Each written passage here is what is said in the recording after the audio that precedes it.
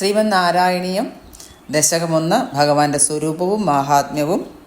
ശ്ലോകം 9. കാരുണ്യാത് കാമമന്യം ദദതി ഖലു പരേ സ്വാത്മതസ്ത്വം വിശേഷ ഐശ്വര്യാദീശദേന്യേ ജഗതി പരജനേ സ്വാത്മനോപീശ്വരസ്ത്വം ത്വയ്യുച്ചൈരാരമന്തി പ്രതിപദമധുരേ ചേതനാസ്ഫീതഭാഗ്യാ സ്ത്വം ചാത്മാ രാമ ഏവേത്യതുലഗുണഗണാധാര ശൗരേ നമസ്തേ. 9ാമത്തെ ശ്ലോകത്തിൻ്റെ സന്ധിവിച്ഛേദവും പദച്ഛേദവും നോക്കാം.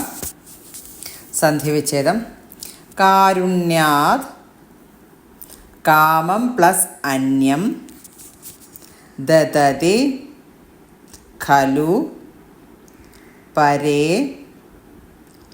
സ്വാത്മതഃ പ്ലസ് ത്വം വിശേഷാത് പ്ലസ് ഐശ്വര്യാത് പ്ലസ് ഈശതേ പ്ലസ് അന്യേ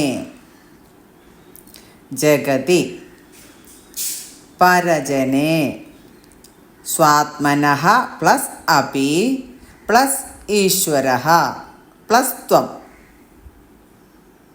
ത്വയി പ്ലസ് ഉച്ചൈഃ പ്ലസ് ആരമന്തി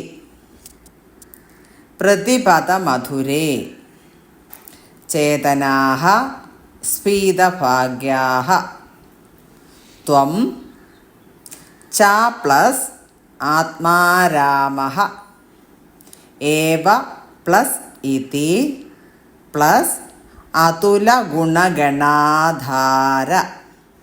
അവിടെ സംബോധന രൂപം കൊടുത്തിട്ടുണ്ട്. ശൗരേ അവിടെയും സംബോധന രൂപമുണ്ട്. നമഃ പ്ലസ് തേ. സന്ധിവിച്ഛേദം കഴിഞ്ഞു. ഇനി പദച്ഛേദം നോക്കാം. സ്വാത്മതഃ സ്വ ആത്മതഃ പരജനേ പരജനേ സ്വാത്മനഃ സ്വ ആത്മനഃ പ്രതിപദമധുരേ പ്രതിപദമധുരേ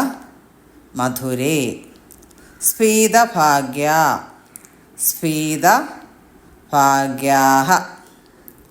ആത്മാ രാമഃ ആത്മാ രാമഃ അതുല ഗുണഗണാധാരഃ അതുല ഗുണഗണ ആധാര.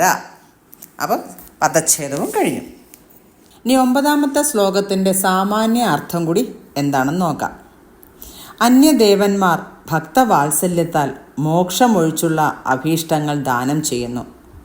അന്യദേവന്മാർ എന്നുദ്ദേശിച്ചത് ബ്രഹ്മാവ്, ശിവൻ ഇങ്ങനെയുള്ള ദേവതകളെയാണ് ഉദ്ദേശിച്ചത്.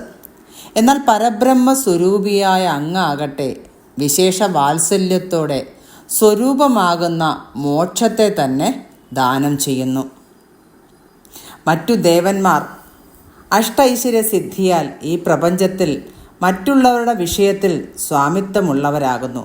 എന്നാൽ അങ്ങാകട്ടെ തനിക്ക് തന്നെയും ഈശ്വരനാകുന്നു. മഹാഭാഗ്യവാന്മാരായ ജീവികൾ അടുക്കുംതോറും അധികം ആസ്വാദ്യനായ അങ്ങയിൽ ചേർന്ന് പരമാനന്ദം അനുഭവിക്കുന്നു. അങ്ങ് ആത്മാരാമൻ തന്നെയാകുന്നു. ഇങ്ങനെ അതുല ഗുണങ്ങൾക്ക് ആധാരമായുള്ള എൻ്റെ ഭഗവാനെ മഹാവിഷ്ണു, അങ്ങേക്ക് നമസ്കാരം. ഹരേ കൃഷ്ണ.